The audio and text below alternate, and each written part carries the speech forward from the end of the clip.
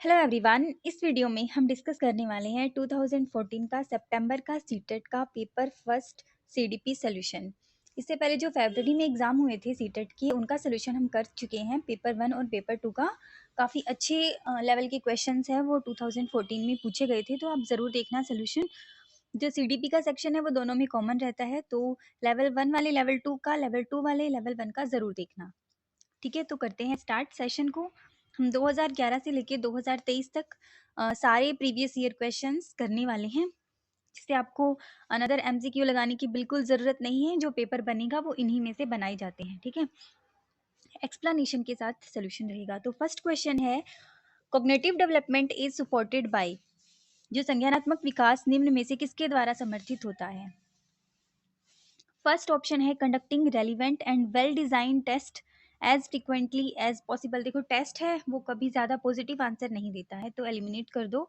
Presenting activities that री enforce traditional methods, नहीं, traditional methods को री इन्फोर्स करना इसका कोई मतलब नहीं है संज्ञानात्मक विकास का। Providing a rich and varied environment, हाँ ठीक है बात। Focusing more on individual activities in comparison to collaboration, बिल्कुल नहीं, कोलैबोरेशन एक्टिविटीज होनी चाहिए, इंडिविजुअल नहीं। तो थर्ड ऑप्शन यहाँ से बेस्ट है कॉग्निटिव डेवलपमेंट के बारे में, कि हमें ऐसा एनवायरनमेंट किसी बच्चे को देना चाहिए जो काफ़ी ज़्यादा विविधतापूर्ण हो, तरह तरह की मल्टीपल चीज़ें एनवायरनमेंट में हो, तो कॉग्निटिव डेवलपमेंट काफ़ी अच्छा होगा किसी भी बच्चे का। तो थर्ड ऑप्शन यहाँ से सही हो जाएगा। Human development is quantitative, qualitative, unmeasurable, both quantitative and qualitative. तो इसका आंसर सबको ही पता होगा कि जो डेवलपमेंट में क्वांटिटी और क्वालिटी दोनों ही चीज़ें आती है, तो फोर्थ ऑप्शन सही हो जाएगा। जो ग्रोथ होती है वो क्वांटिटेटिव मानी जाती है, और डेवलपमेंट में दोनों ही चीज़ें आ जाती है, क्वालिटी और क्वांटिटी। तो फोर्थ ऑप्शन सही है। The nature nurture debate refers to. देखो, नेचर देख के एनवायरनमेंट नहीं लगाना। नेचर का मतलब होता है हमारी जो अंदर की प्रकृति होती है। नेचर मतलब जेनेटिक्स। ठीक है, नेचर का मतलब होता है साइकोलॉजी में जेनेटिक्स, और नर्चर होता है जहाँ हमारा खान पान, हमारा रहन सहन, यानी एनवायरनमेंट। ठीक है, तो नेचर नर्चर अगर पूछा हो तो जेनेटिक्स एंड एनवायरनमेंट के साथ जाएगा, ध्यान रखना। Nature, genetics, nurture, environment. ठीक है, अगर वीडियो अच्छी लगे तो सब्सक्राइब जरूर करना चैनल को। फोर्थ है, which of the following is a passive agency of socialization. निष्क्रिय एजेंसी मतलब जो बहुत कम रोल प्ले करती है सोशलाइजिंग में, समाजीकरण में। फर्स्ट है हेल्थ क्लब। देखो, जो क्लब वाले होते हैं वहाँ पे ऑब्वियसली बहुत सारे मेंबर्स मौजूद होते हैं सोसाइटी के, तो एक अच्छा एक्टिव एजेंसी होती है क्लब वाले, तो क्लब वाले ऑप्शन कर जाएंगे। फैमिली तो हमें पता है कि फर्स्ट प्राइमरी सोशलाइजेशन एजेंसी होती है किसी भी बच्चे की, तो ये भी है। पैसिव पूछा है तो पब्लिक लाइब्रेरी हो जाएगा, क्योंकि लाइब्रेरी में हम मतलब ये सीखते हैं कि how to behave in public. ठीक है, हम बिहेव करते नहीं हैं, सीखते हैं कि कैसे पब्लिक में बिहेव किया जाना चाहिए। मतलब लाइब्रेरी में क्या होता है, कम बोलते हैं, कम इंटरेक्ट करते हैं, बेसिकली बुक्स से हम पढ़ने जाते हैं लाइब्रेरी में, तो सोशलाइजेशन नहीं होता। इन ऑप्शंस में से फोर्थ ऑप्शन बिल्कुल सही है, पैसिव एजेंसी है सोशलाइजेशन की सार्वजनिक पुस्तकालय। In Vygotsky's theory which aspect of development gets neglected. देखो, सोशल कल्चर, बायोलॉजिकल, लिंग्विस्टिक, अगर आपको पता हो वाइगोस्की ने सोशल कल्चर थ्योरी दी थी, है ना, तो वहाँ पे उन्होंने स्पीच के बारे में भी बात की थी, प्राइवेट स्पीच, इनर स्पीच के बारे में बताया था। सोशल और कल्चर तो इनकी थ्योरी का ही नाम है, तो सोशल नहीं है, कल्चर नहीं है, लिंग्विस्टिक नहीं है, बायोलॉजिकल पे इन्होंने कोई ज़्यादा बात नहीं की है, तो ये नेग्लेक्ट किया है। बायोलॉजिकल हेरिडिटी वगैरह पे ज़्यादा जो है वो ध्यान नहीं दिया, कल्चर और सोसाइटी पे डेवलपमेंट बताया है अराउंड, तो थर्ड ऑप्शन सही हो जाएगा। तो थर्ड ऑप्शन बिल्कुल सही हो जाएगा फिफ्थ क्वेश्चन का। उसके बाद है, which of the following stages are involve when infants think with their eyes, ears and hands. तो हमें पता है कि रिफ्लेक्सिव एक्शन है, और तो अपने सेंसेस के थ्रू कम्युनिकेट कर रहा है बच्चा।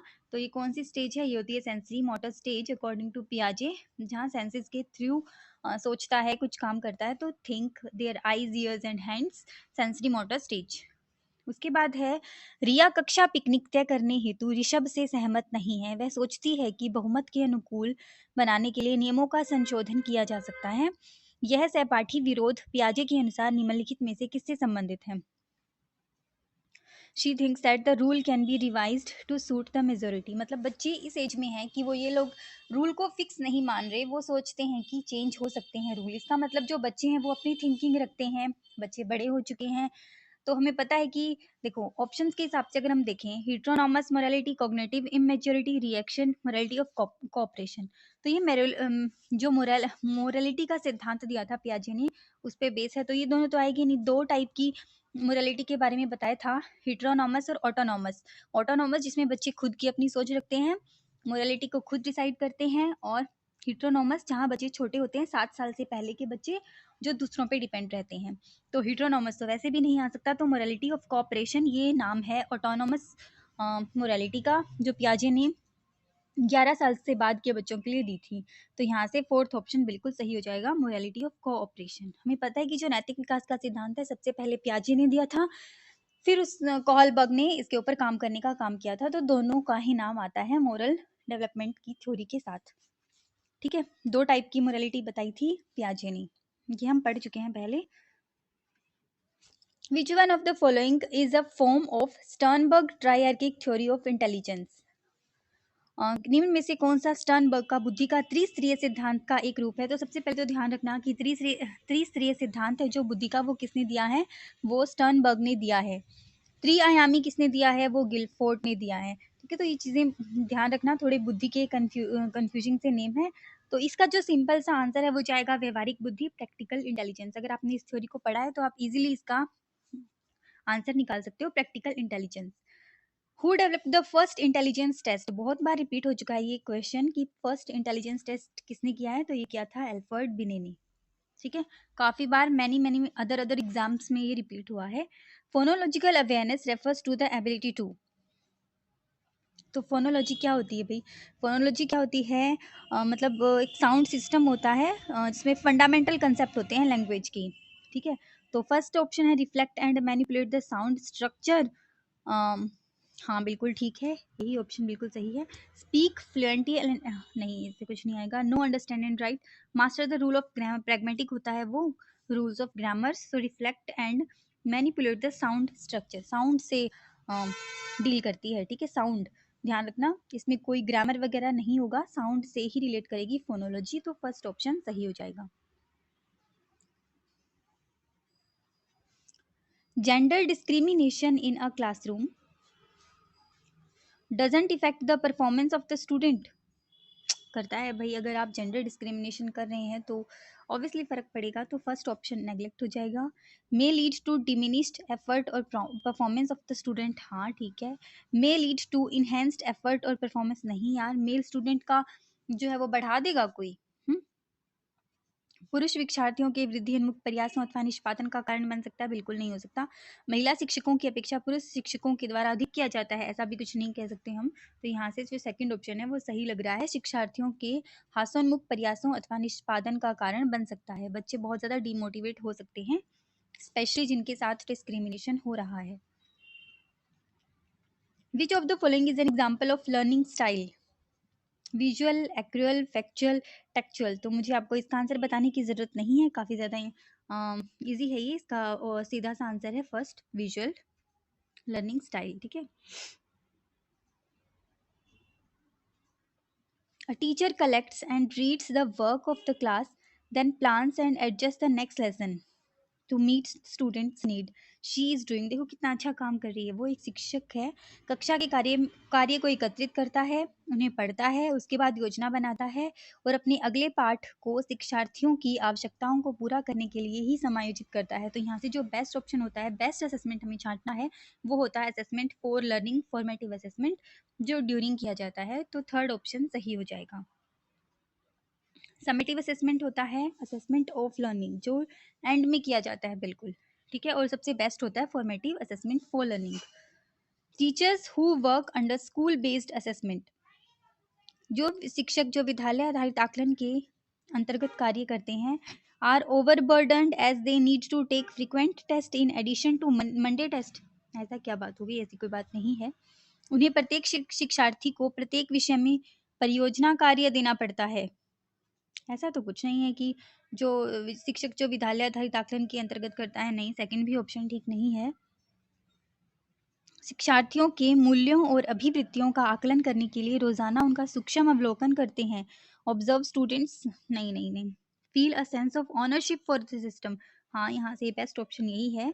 व्यवस्था के लिए स्वामित्व की भावना रखते हैं, इसलिए वो आकलन करते हैं, तो फोर्थ ऑप्शन सही हो जाएगा।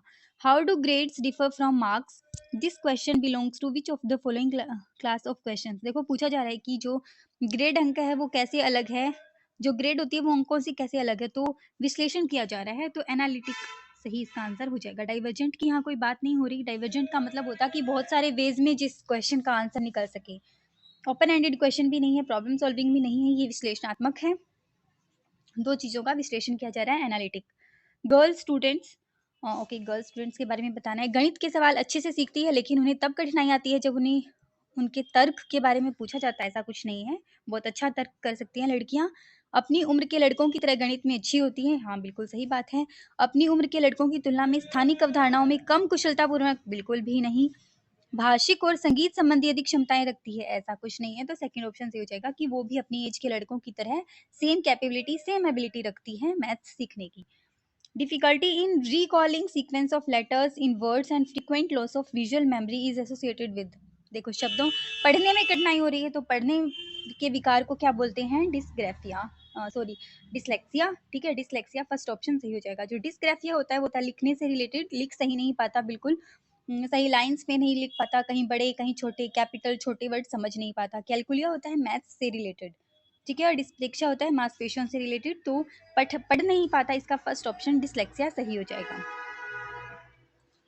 Education of all in schools for all, तो ये किसकी थी? ये बिल्कुल सिंपल सी स्टेटमेंट इंक्लूसिव एजुकेशन की थी, जहां सारे बच्चे सेम लेवल के समान शिक्षा ग्रहण करेंगे। Inclusive education of all in schools for all. Fluency, elaboration, originality and flexibility are the factors associated with.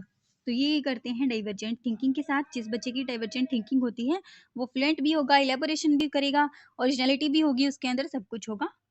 Gifted students may be asked to spend more time on questions dealing with. अच्छा, तो इसका जो answer है क्या है? प्रतिभाशाली शिक्षार्थियों को डैश से जुड़े प्रश्नों पर अधिक समय देने के लिए कहा जा सकता है। क्रिएटिंग, यार क्रिएटिंग ठीक है बिल्कुल, रिमेम्बरिंग नहीं हो सकता। प्रतिभाशाली जो बच्चे हैं वो क्रिएटिव चीज़ें हैं वो जल्दी सॉल्व कर पाएंगे, तो क्रिएटिंग ठीक है, जिसके बहुत सारे आंसर निकलते हो, जिसमें दिमाग की जरूरत पड़ती हो। Learning disabilities in mathematics can be assessed most appropriately by which of the following test. Maths की करनी है, तो मैथ्स में जो सबसे अच्छा होता है वो एप्टीट्यूड टेस्ट, अभिक्षमता परीक्षण, ठीक है, जो मैथ्स से ही जुड़ा होता है। Concept maps are most likely to increase understanding of new concepts bye.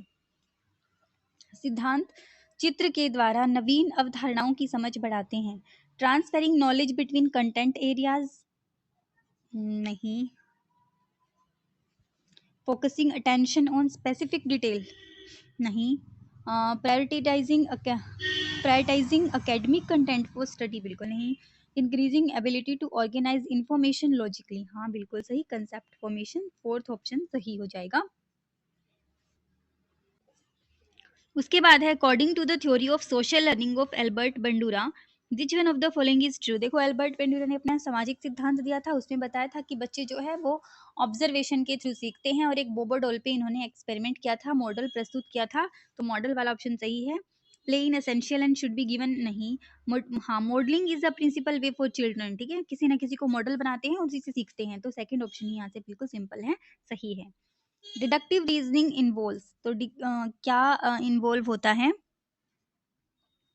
Reasoning for general to particular, reasoning from particular to general. देखो, जी टू पी होता है कभी भी, पर्टिकुलर टू जनरल नहीं होता, जनरल टू पर्टिकुलर होता है, तो फर्स्ट ऑप्शन सही हो जाएगा। जी पहले आता है अल्फाबेट में और पी बाद में आता है, तो इससे याद रखना जनरल टू पर्टिकुलर, ठीक है।